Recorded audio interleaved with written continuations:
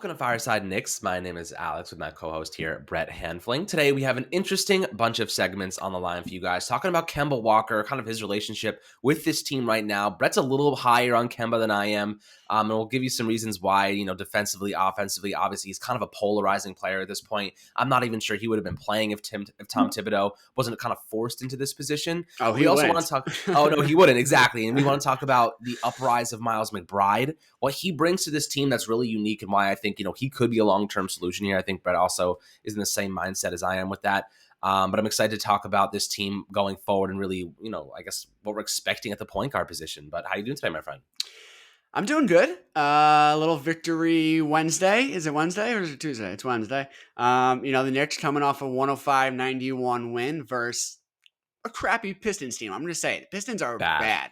Like, there's some, even in like a lot of the poorer teams in the NBA, I'm excited by like their young talent. Like even the Magic, like I was like, I kind of like what they have going with some of these guys. But the Pistons, they're bad. Like Cade Cunningham's going to be good, but I don't think he's a typical number one overall pick. The Knicks had to win because the Pistons are bad. Like you said, Kemba Walker got his second straight start. It definitely would not have happened if the Knicks weren't decimated by COVID. COVID is running crazy throughout all the sports leagues. The NFL, there's been games postponed. And, honestly, like getting the tweets from Woj and, Shams like throughout the day about another player's entered protocol is really jarring. But, you just see it with the Knicks. But, they put a team together. Kemba Walker started. He had a good game. He scored 21 points, I believe. 21 points. 8 of 21 for shooting. Not amazing. But I'm happy he got this opportunity. One, because I just sort of felt a little bad for him. He had this, in the offseason, he had this great return to New York. The pressers were going wild. The Knicks Twitter was hyped. And then he was benched, and he was benched hard. He was put behind rookies. He was put behind the whole team. So on one level, I'm happy for him because I'm a sucker. On another level, I think he still can contribute a bit. Yeah, look, at this point with Kemba Walker, I get why they had to bench him, right? The Knicks were the worst defensive team per 100 possessions with Kemba Walker on the floor, and then without him, they were a top 5 defensive team. I mean, clearly Was it that high? It was that bad. It was that bad. Like it was a huge differential. But I'll say this: they still lost 8 of their last 10 games when he was on the bench. So it didn't really matter, right? It didn't matter that he wasn't on the floor. They were still losing. A loss is a loss, no matter how many points you score or the other team doesn't score. But it's not just his fault, right? I'm not going to sit here and tell you that Kemba Walker is the reason this team was struggling, because Julius Randle has seen a 6-7% decrease in three-point efficiency. That is a huge difference. He has taken a big step backward in multiple categories. His defensive rating is far worse than last year. He's a negative net rating overall. Compared to last year, we had a positive one. His defense has been spotty. But here's the thing, though, with Julius Randle is that his defense hasn't been spotty because he's not a good defender. His defense hasn't been great because the communication and positioning for his other teammates has been awful, right? Evan Fournier looks like he's lost out there half the time. When Kemba Walker was out there, he also is basically useless as a defender. So Julius Randle, he gets frustrated. He commits bad fouls. He tries to cover up for other guys. People are scoring near him because he's trying to compensate for guys blowing by Kemba, blowing by Evan Fournier. So it makes him look even worse. When you had guys like Elfrid Payton and Reggie Bullock on the team, not saying that they're good, but they were a hell of a lot better defenders. They were better defenders. That's true. It covered up a lot of Julius Randle because they weren't able to just blow by Elfrid Payton, blow by Reggie Bullock. It wasn't that easy. So Julius Randle had a little bit more effectiveness. I think that's part of it, but I don't think it's wrong to say he's not putting in the same effort defensively. That's true. That's true. Like people are clipping plays where he's just sort of floating backwards and he's sort of just getting lost and he goes over to one guy. And I don't know if it's, I'm less pessimistic than most people about like you get a contract and you chill. I don't know if it's that or if it's just like, they had a long season last year and then lost first round of the playoffs that he's sort of like, December in the season that he's not giving it his all. But yeah, Julius Randle, it's easy to say he's the biggest reason for the Knicks' disappointment so far. First of all, he's shooting 42% on 16 and a half shots a game. You can't have your top, your top volume shooter, shoot 42%. And it's a combination of he hit a lot of shots last year that it should have came down a little bit, and he's missing more shots than he should. So, between the defense and the shot making, I'm going to say Randall's the biggest reason for this early season slide. Yeah, I mean, look, I think that Randall's definitely contributing. The lack of energy, you pointed out, is something that I've noticed, right? You ever notice when the Knicks the Knicks rebounding, they shoot threes and everybody fades back. Yeah. Nobody stays in the paint. Nobody crashes the boards. The only player that does that? Obi Toppin. Obi Toppin Yeah. is the only player that crashes the boards, and he's the only one that I sit there and say, that guy makes a difference. He makes a difference. Emmanuel quickly crashes the boards too. Miles McBride crashes the boards. Those guys, the young guys with energy, are crashing the boards. But it seems like, for the most part, the veterans that should be leading this team with energy and leading this team, like you see Taj Gibson, guy's like 500 years old. He's out there, most energetic guy in the court whenever he's there. Like this is what I'm trying to say is like the guys who should be leading, the guys who should be exerting the most energy and leading by example for the youngsters are fading away from 3-point shots. When the ball bounces out 10 feet from the rim, they're already halfway down the court. And I'm like, guys, this is, if you have 4 guys crashing the boards, your chances of offensive rebounding are so much better. Those second opportunities demoralize teams, right? Basketball is a game of ebbs and flows. It's momentum. It's not momentum. It's confidence. It's not confidence. You have to find ways to give yourself confidence in those offensive rebounders, those second opportunities. That's the difference between winning and losing. The Knicks have lost a lot of games this year by 2 to 7 points. 2 extra offensive rebounds and 3 points, kicks out to the corner. Those are winning. Those are winning plays. You'd have to add those up. So ultimately, I just think the lack of effort is something you mentioned before. I think that's a big portion of this team's demise. And the lack of just doing the bare minimum. Like, what's the Mitchell Robinson, by the way, the game he had last night against Detroit, I mean, Detroit's a small team. He kicked the crap out of them. He had 14 rebounds, 17 points. He looked great. But Isaiah the one Stewart's thing that not I noticed, small.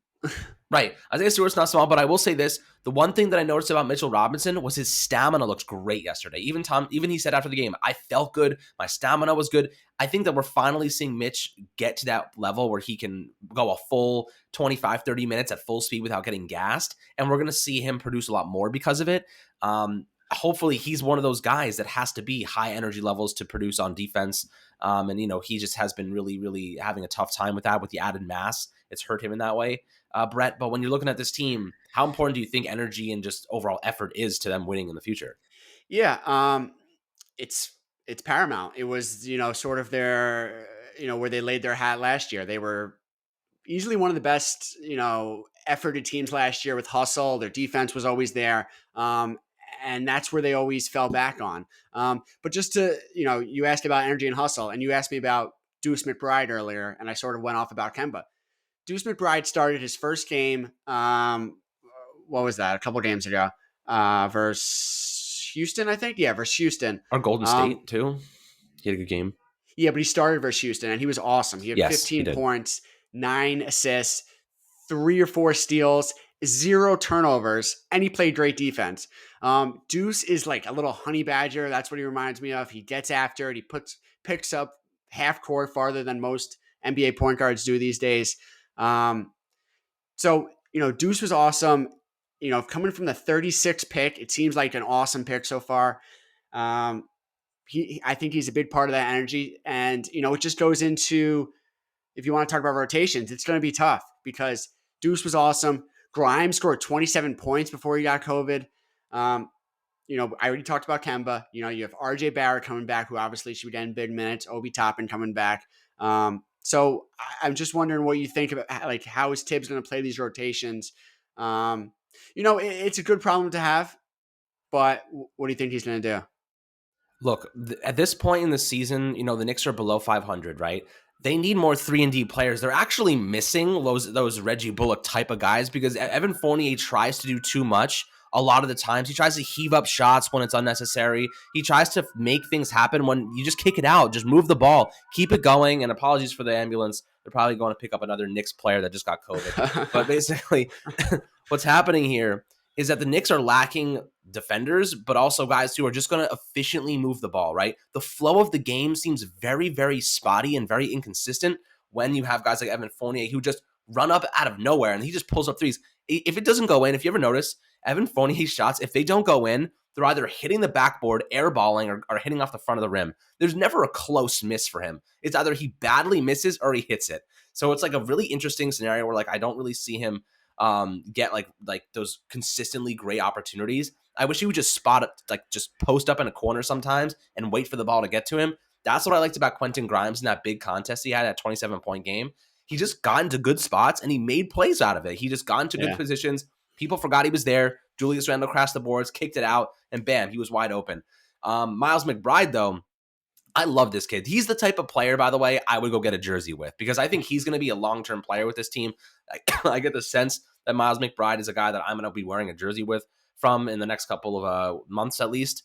And his style of play is something I really like. And he also fits Tom Thibodeau's style to perfection. He had 4 steals in that last game against Houston. Like you said, 9 assists. That facilitation factor played a big part for me because he was doing a lot with Mitchell Robinson, giving up the lobs, but he also has the vision, right? The way I see this unfolding is as follows. Once Miles McBride returns and Quentin Grimes and Manuel quickly, when they have the whole team back, I think that Alec Burks moves back to the bench. I think that he's not a point guard. No, he's not a point guard. He is a facility. He is a scoring guard. He is a shooting guard. He does not facilitate. It's kind of funny. It's kind of funny to think that they put him in the starting lineup and everyone was like, "Cool." I mean, yeah, he scores a lot. He scores a lot, but he's not a point guard at all. He's not. He doesn't have the vision. He doesn't think that way, right? He's not a floor manager. He's a guy you give him the ball to score. He's a natural born scorer. He's not a natural born passer. Miles McBride, though, he has the attributes of a true point guard, right? He has the facilitation. He can pass. He has the vision, but he also is capable of playing really great defense with the steals. He had the longest wingspan and biggest hands of any point guard in this past draft class. So they got a player who has, if you ever played Call of Duty before, he has sleight of hand, right? He has the ability to get his hand in there to disrupt passing lanes with that huge wingspan. Very underrated aspect of his game.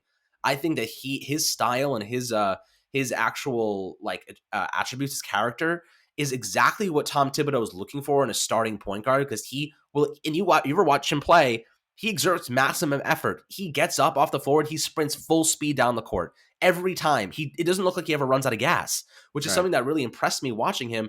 His offensive game looked good. He can knock down 3-point shots. He can drive to the rim. He's physical. He can dunk. He's athletic, but he's also a great defender. So that's where Tom Thibodeau, I think, is going to fall in love with him. And I actually would love to see him get more opportunities starting with RJ Barrett, with Julius Randle. I know Derrick Rose is still there. And Kemba, I think, is going to get relegated back to the bench at some point. Alex, but I'd love to see McBride get it. I love your passion. I love your enthusiasm. I think Deuce McBride starting is very unlikely. First of all, he should get minutes. He should. But he's a second-round pick with a team that has RJ Barrett, who's going to start, Kemba Walker, who's probably not going to start, but if he's going to play, he might start. Emmanuel Quickly, who I'm very high on as a good player, and Derrick Rose, who's awesome, but probably is better off the bench. I'm just saying. I like Deuce also. Everything you said is spot on. It's unlikely he'll start, but maybe I'm wrong. You're probably right. I doubt he's going to start because he's young, but I will say I'd at least get him like 15 plus minutes a game. Like that's the way I would look at it. Like the problem is they have so many players to really feed, like so many mouths to feed. Like you got to get Quickly time. Yeah. You got to get Quentin Grimes time. You got to make McBride time. You got to get Alec Burks time. Like who do you start? Derrick Rose. That's the thing. I agree. No, but the thing is, and I don't mean to say lucky, but for Tibbs to figure out all this, he might be lucky just for a little bit that because COVID is so crazy right now, even though all these guys are coming back, people could go back into the protocol. We could have other guys who played minutes go and, sit out for COVID. So just for a little bit, it might sort of work itself out. Now, towards the end of the season, where I think and I hope COVID is less a part of our lives and less part of the NBA, if everyone's healthy, that could be a shit show. And he'll have tough decisions to make. But just for the next couple of weeks, month or two, maybe it's sort of just by who's around and who's healthy. Yeah, well, the thing is, after all these guys got the Omicron variant, most likely, I'm pretty sure they're going to be pretty immune to COVID after. So we might see those guys kind of stick around. Maybe if they get another case a couple months from now, but I think after half the team just got COVID, they're probably going to be pretty healthy. It's a good time to get it, actually. If you're going to get it earlier in the season, have a weaker portion of the schedule coming up. Ever since they've gotten it, they've won 2 of their last 3 games. So I think, they had a weaker portion. They had the Houston Rockets, Detroit Pistons. They beat the crap out of both of them. So I think they really kind of got COVID at the perfect time for them as the schedule weekend. They're going to come back, hopefully. I know Obi Toppin's eligible to come back. He might be experiencing some I miss symptoms still. Obi. I I miss know, me Obi too. I Toppin. I miss the just want to watch energy. him play. I know. He really has been a great presence this year. I mean, his 3-point shooting is awful, is Yeah. 19%, I believe. But his Yeah. energy is great. I love his transition scoring. But I'll tell you what, RJ Barrett also cleared today to play on Wednesday, so he can play on Thursday tomorrow against who are they playing? Who are they playing again? Uh, Washington. They're playing Washington. are we? Yeah. Yeah, they're playing Washington Washington and and then the Atlanta. Hawks. But Yeah. the Hawks are down like Trey Young and a ton of players right now. So Yeah. that's going to be another Gallows that like out.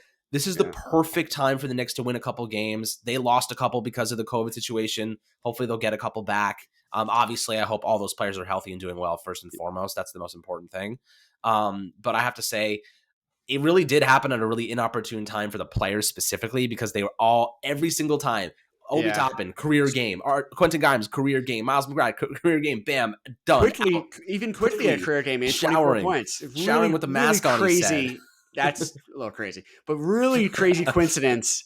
Do you believe him? I don't know. No. I doubt it. Yeah, I think he was just being dramatic, but yeah, I think that the sentiment was there that he was being extra careful.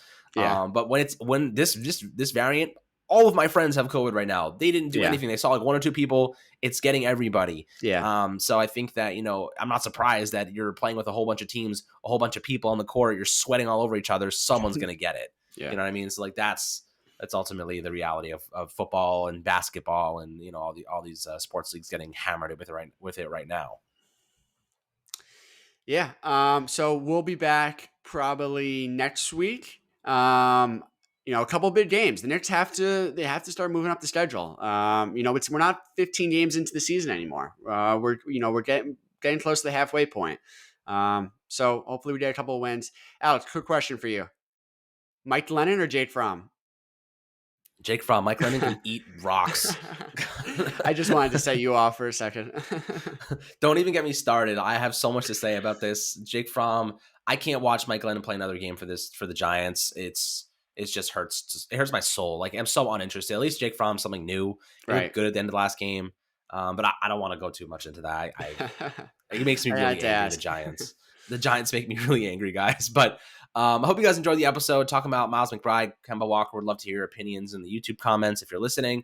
Obviously we'll have some content out next week following the Washington and Hawks game after the Christmas game, and hopefully the Knicks can get a few more wins under their belt. We need to get back to 500, guys. We need to pick up some momentum. The trade deadline coming up. That'll be an exciting couple of weeks. Obviously, there's been reports that teams are not interested in Kemba Walker for obvious reasons. Maybe we utilize Mitchell Robinson as a trade piece. Maybe we give up draft capital. I think with Quentin Grimes and Miles McBride looking like pretty solid players at this point, I'd like to imagine that maybe they can afford to give away some draft capital if they're going to go out and sign a guy or trade for a guy like Miles Turner. But I'm excited to see what the Knicks do in the future here. Hope you enjoyed the episode, and we'll catch you guys on the next one. Have a good one, my friend.